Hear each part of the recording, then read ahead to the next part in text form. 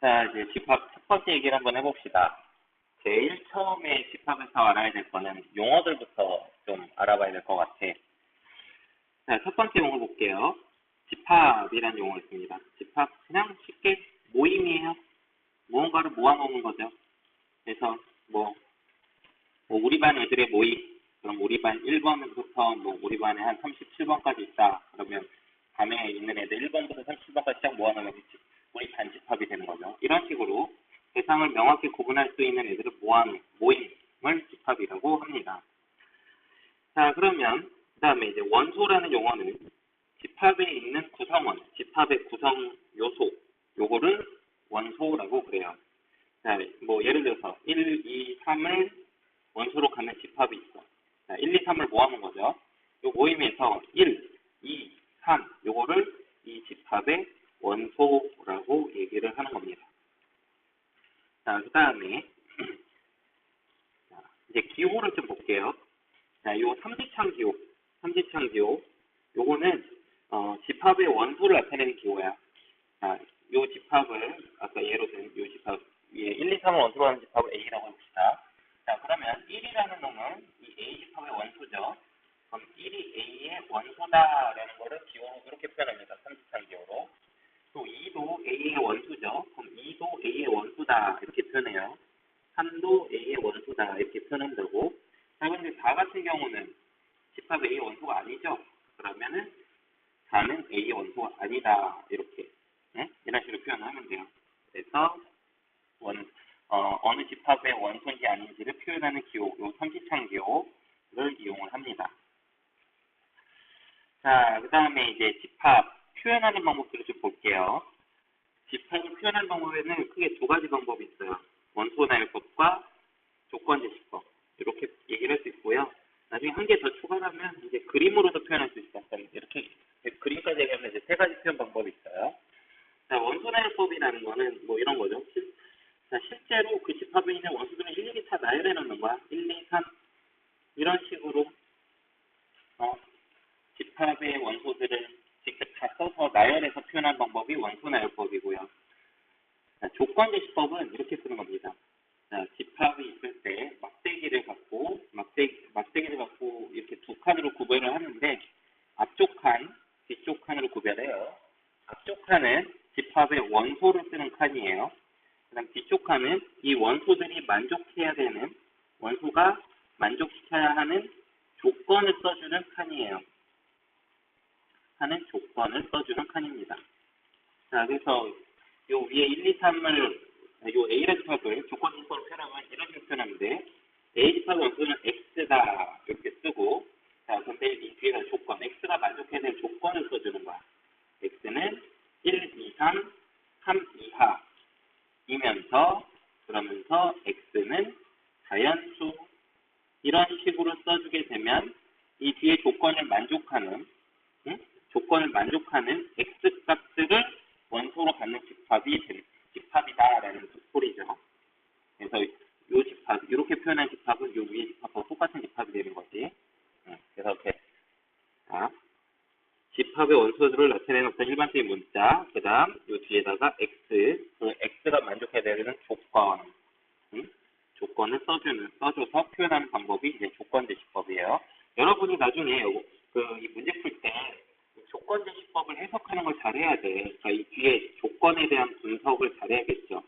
조건 분석을 해서 이 집합의 원소들은 어떤 것들이 이 집합의 원소가 되는가를 여러분이 찾아줄 줄 알아야 돼요. 이따 예제에서 이런 조건제시법 분석하는 거 좀 예제를 갖고 보여주도록 할게요. 그 다음에 자, 이런 식으로 쓰는 것도 있지만 우리가 이제 그림으로 이 집합을 나타냈을 때 딱 눈에 확 띄는 효과가 있거든. 그래서 그림으로 집합을 나타내는 방법이 있어요. 그거는 우리가 벤 다이어그램이라고 합니다. 그림으로 표현하는 건 그림으로 표현하는 건 벤 다이어그램이라고 하고요. 자, 그러면 이렇게 보통 표현합니다. 이렇게 동그란 이렇게 해놓고 A 집합이면 A 집합 원소가 1, 2, 3이 들어있잖아. 그럼 이 그림에다 이렇게 1, 2, 3을 써주는 거야. 또 만약에 B 집합이 있는데, 자, 예를 들어 B는 3, 4, 5 했어. 이런 식으로 표현해요. B는 자, 이렇게 A, B 이렇게 해서 이렇게 그림을 쫙 그려놓고 A 안에 1, 2, 3이 들어있어야 되죠. B 안에는 3, 4, 5가 들어있어야 되고 보니까 이 3은 양쪽에 다 겹치네. 그러면 이제 겹치는 부분에다가 표현을 해줄 수 있죠. 그래서 나중에 집합 연산 같은 거 할 때 그림을 이용해서 풀면은 이게 표현을 하면 해석하기가 쉬워지거든.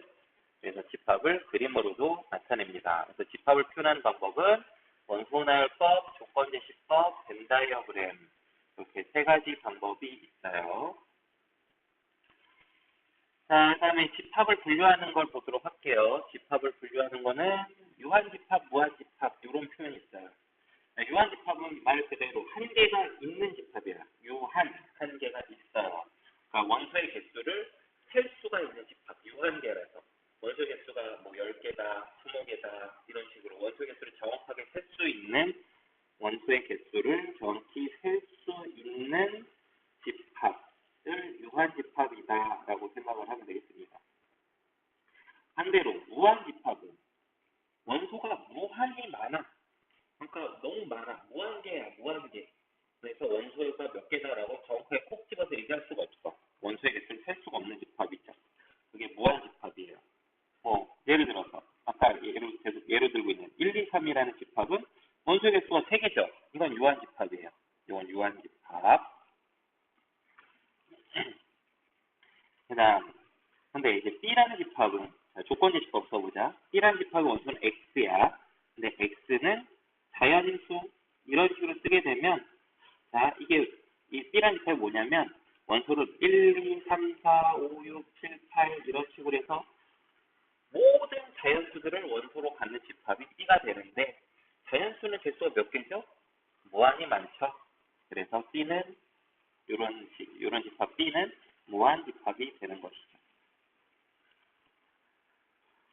자, 그 다음에 이제 공집합이라는 표현인데 공집합은 원소가 하나도 없는 집합이야. 공집합은 보통 이렇게 파이로 표현합니다. 공집합은 원소가 아무것도 없어요. 그래서 이렇게 비워놓으면 돼요. 이렇게 하면 공집합이 되는데 뭐라고 할까? 예를 들어서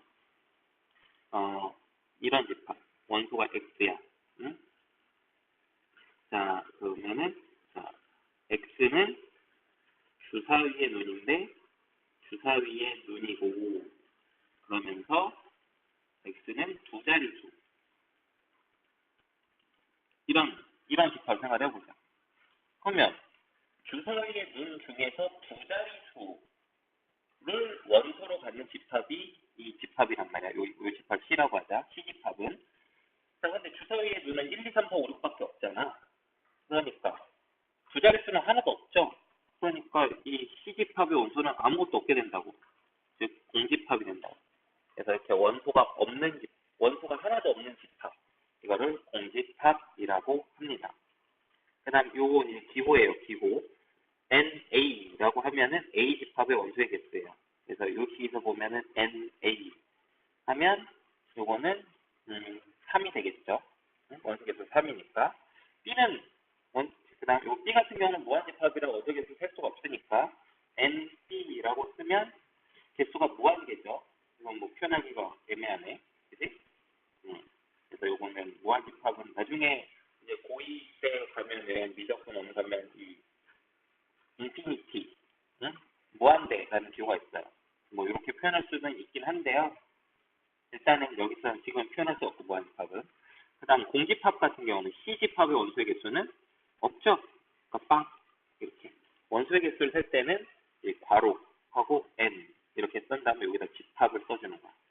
그러면 이 괄호 안에 있는 집합의 원소의 개수를 세주는 거죠. 세라는 소리죠. 이 기호는. 이렇게 보면 되겠습니다. 자, 여기서 이런 것들을 가지고 한번 예제들 한번 풀어봅시다. 간단한 것부터 먼저 해볼게요. 예제 1번. 다음 보기 중 집합을 찾아봅시다. 기억. 우리 반에서 키가 큰 학생들의 모임. 자, 이거는 그 집합의 구성원을 정확하게 얘기를 할 수가 없어. 키가 큰 게 얼마나 큰 건데? 180 넘어야 큰 거니? 190 넘어야 큰 거 아닌가? 2m 넘어야 큰 거 아닌가? 기준이 애매하죠? 그래서 이런 거는 정확하게 집합의 원소들을 될 수가 없다고. 그래서 이러면 항상 집합이 되려면 집합의 집합의 원소가 집합의 원소를 정확히 구별할 수 있어야 돼. 나 착한 학생들? 누가 착하지? 응? 모르죠. 착하다는 게 기준이 애매하죠. 자, 우리나라 중학생들은 뭐예요? 중학생인지 아닌지는 확실하죠. 그죠? 중학교 다니는 애들이 중학생일 테니까 중학생들의 모임은 굉장히 수가 많은, 원소에서 굉장히 많은 집합이 될 거야. 그 다음 발의 크기가 작은 학생? 크다 작다는 것도 되게 이거 주관적이야. 애매해. 우리 반에서 공부 잘하는 거 공부를 도대체 얼마나 점수가 얼마나 나야 잘하는 건데 그것도 애매하죠. 그래서 지금만 집합이 되는 겁니다.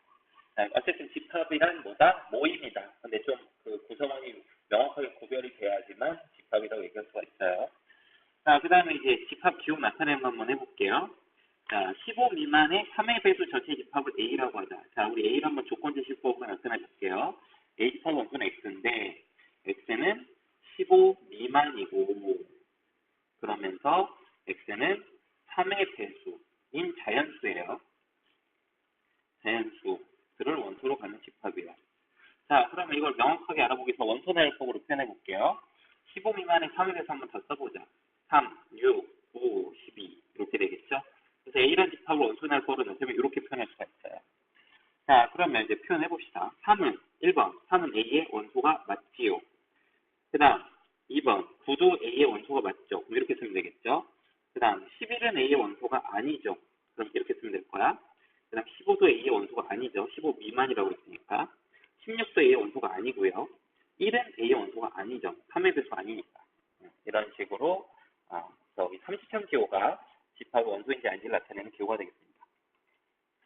자, 다음 3번. 다음 집합 원소나열법을 조건제시법으로. 반대로 조건제시법은 원소나열법으로 거꾸로 나타내보자고. 자, 2480. 자, 여러분 그냥 편한 대로 나타내시면 돼요. 이 집합 원소는 X고, 자, X는 뭐 할까? 10 이하인 2면서 2의 배수인 자연수. 뭐 이런 식으로 표현해 줄까? 뭐 어떻게든 말만 맞아떨어지면 돼. 선생님하고 표현이 좀 달라도 상관없습니다. 그래서 이런 식으로 그 원소하고 그 원소가 만족해야 될 조건으로 집합을 나타낼 때 원소와 그 원소가 만족시켜야 될 조건으로 나타내는 게 이제 조건제시법이 되는 거죠. 자, 일단 B집합은 원소나열법으로 한번 나타내보자. 자, N은 자연수인데 X는 그 N에다가 2배하고 1빼는 수래. 자, 그럼 만약에 N이 1이었어. N에다 1 집어넣어봐. X는 뭐가 돼요? 1배죠. N에다 2 넣어봐. N에다 2 넣으면 3배요. 그 다음 3 넣어봐. 그러면은 N에다 3 넣으면 X가 5가 돼요. 7. 이런 식으로. 그래서 B는 이렇게 되고요. 또 다른 식의 조건지수법으로 표현하면 이렇게 표현할 수 있겠죠. X는 양의 홀수 13579 이렇게 가는 숫자니까. 그래서 B라는 건 모든 홀수들의 양의 홀수들의 집합이 되는 걸 알 수가 있습니다. 자, 다음 예제 4번도 봅시다. 집합 A가 0, 1, 2야. A에는 원소 0과 1과 2 이렇게 3개가 들어있어요. B라는 놈은 자 이거 해석을 해볼 거야. 원소는 M 더하기 N이 이 집합의 원소예요. 자, 근데 M은 A의 원소예요. 그럼 M은 A의 원소에 되니까 M이 될 수 있는 숫자는 0 아니면 1 아니면 2가 될 수 있겠죠. N도 A의 원소래요. 그럼 N도 0 아니면 1 아니면 2가 될 수 있겠죠. 자, 그러면 M하고 M과 N에 대한 한번 표를 만들어 보면 자, M이 될 수 있는 숫자는 0, 1, 2고 N이 될 수 있는 숫자도 0, 1, 2죠. 자, 근데 그럼 M 더하기 M은 얼마가 될 수 있니? 만약에 M하고 N이 둘 다 0이면 더하면 0이고 M이 1인데 N이 0이면 1이고 M이 2인데 N이 0이면 2가 되겠죠. 또 M이 0이고 N이 1이면 1. 그 다음 둘 다 1이면 2. 그 다음 2, 1이면 3. 이런 식이 되겠죠. 그래서 이렇게 가능한 모든 경우들을 다 찾아보면 이렇게 나오죠. 그래서 B라는 집합을 원소나열법으로 표현해보면 B는 M 더하기 N들이 요거죠. 그래서 0, M 더하기 N이 있으면 0이 될 수도 있고 1이 될 수도 있고 2가 될 수도 있고 3이 될 수도 있고 4가 될 수도 있어요. 그래서 B 집합을 원소나열법으로 나타내보면 이렇게 표현이 됩니다. 자, 그래서 근데 참 이런 거 할 때 근데 말이야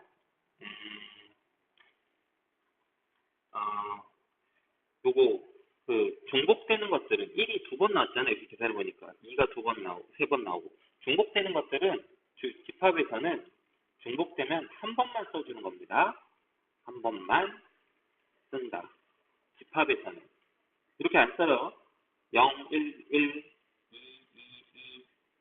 3, 4 이런 식으로 안 써요. 집합에서는 한 번만 써주는 거, 한 번씩만 중복되는 건. 응? 자, 그러고 다음 5번도 봅시다. 자, 5번. 자, A라는 집합은 X, Y가 이 집합의 원소예요. 근데 AX 더하기 BY는 3을 만족해야 되는데. 자, 그러면 근데 이 집합의 원소가 1,2랑 2,-1래. 그러니까 이 1,2라는 놈이 이 A 집합의 원소래. 그러면 이 집합에 1,2가 들어있으면 이 1,2는 이 집합의 원소니까 이게 이 집합의 원소가 만족시켜야 되는 원소, 이 집합의 원소가 만족시켜야 하는 조건이죠. 조건제시법으로 썼을 때 뒤에 있는 게 원소들이 만족시켜야 되는 조건이란 말이야. 그러니까 1,2가 이 집합의 원소면 요 식을 만족시키겠죠. 그래서 x, y에다 1, 2를 넣어주면 a 더하기 2b는 3. 이런 식이 성립을 해요. 또 2,-1도 이 집합의 원소잖아. 그러면 요거를 요 식에다 대입하면 또 성립을 할 거야. 그래서 2a-b는 3. 이런 식이 성립을 한다고.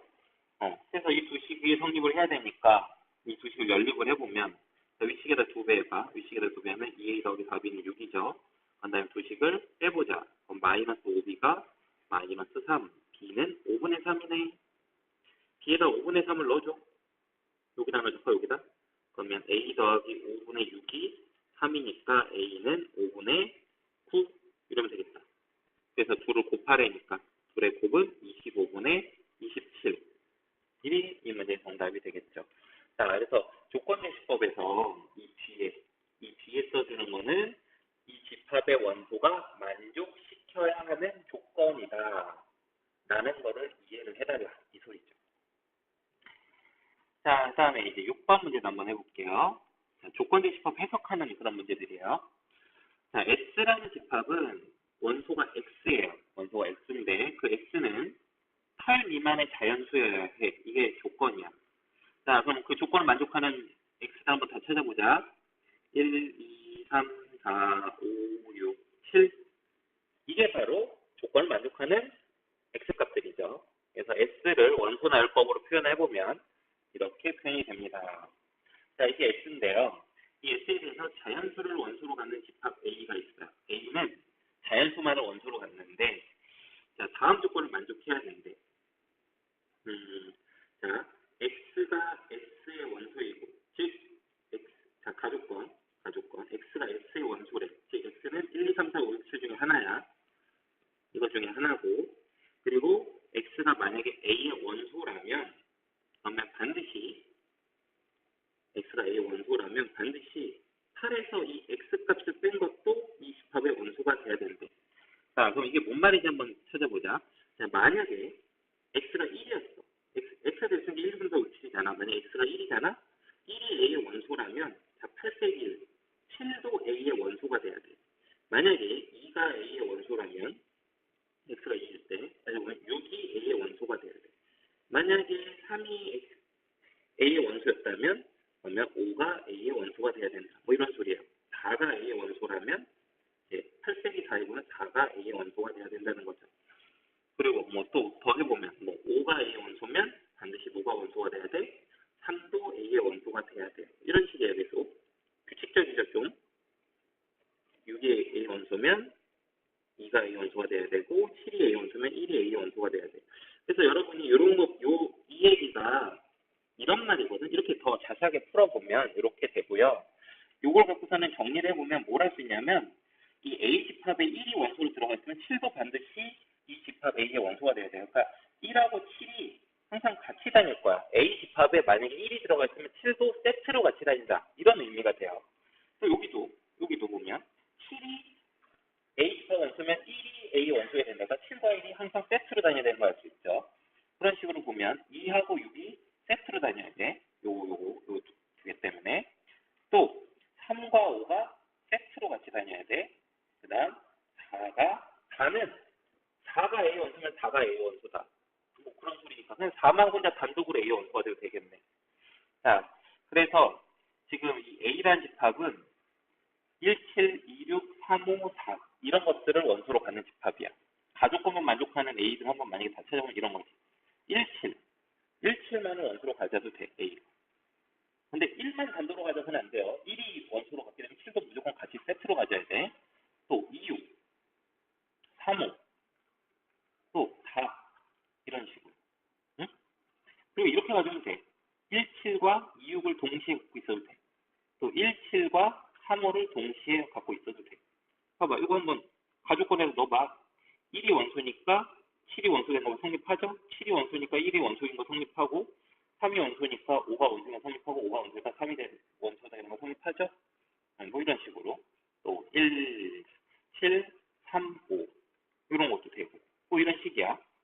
계속 요런 놈들 갖고 요런 놈들을 갖고 집합 A에다가 이렇게 넣어주면 되죠. 그래서 이 조건을 만족한 A는 가조건을 만족한 A는 굉장히 많아요. 여러 개가 나와. 자, 그런데 나조건에 보면 그런데 A 집합의 원소가 몇 개가 돼야 되는데요? 3개가 돼야 된대요. 그럼 A 집합 원소가 3개가 되려면 이거 2개잖아. 이런 건 안 된다는 소리네. 이런 거는 개수가 3개가 아니니까 이런 거 안 되네. 그럼 어떻게 해야지 3개가 될까? 자, 1, 7하고 4를 원소로 가지면 되겠죠. 그러면 가조건도 만족하고 나조건, 원소가 3개라는 조건 동시에 만족하죠. 1, 7, 4. 또 2, 6하고 4.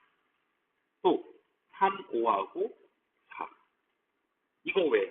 더 만들 수 있어요? 응? 요렇게, 요렇게, 요렇게. 이거 말고 이렇게 결합시켜서 넣어주는 거 외에는 다른 방법 없죠? 그래서 이 6번 문제 정답은 이게 답이에요. 응? 다음 조건을, 이 단화 조건을 모두 만족하는 A는 174, 264, 354 이렇게 3개가 존재하게 되겠습니다. 그래서 여기 문제에서 이런 식으로, 자, 이 문제 좀 어렵지, 6번. 이 문제 같이 이런 조건들이 문제에 주어지거든? 자, 여러분이 이제 문제를 풀어보다 보면은 집합 자체는 사실 되게 대단한 거 없어. 별로 어려운 거 없고 용어들 몇 개만 좀 뭔 말인지만 알아먹으면 되는데 이제 문제가 뭐냐면 집합의 원소가 만족시켜야 되는 조건이 있어. 이 조건 분석을 해서 도대체 어떤 조건을 만족을 해주는 게 이 집합 원소인가? 즉, 이 집합 원소는 무엇인가? 이 집합 원소들은 어떤 특징을 갖고 있는가?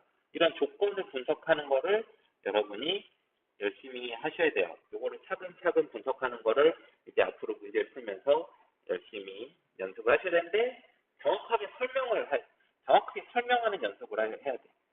설명. 그냥 무턱대고 문제 풀지 말고요. 그 조건이 도대체 무슨 의미를 갖는 건가 정확히 분석하는 연습을 앞으로 많이 하셔야 됩니다.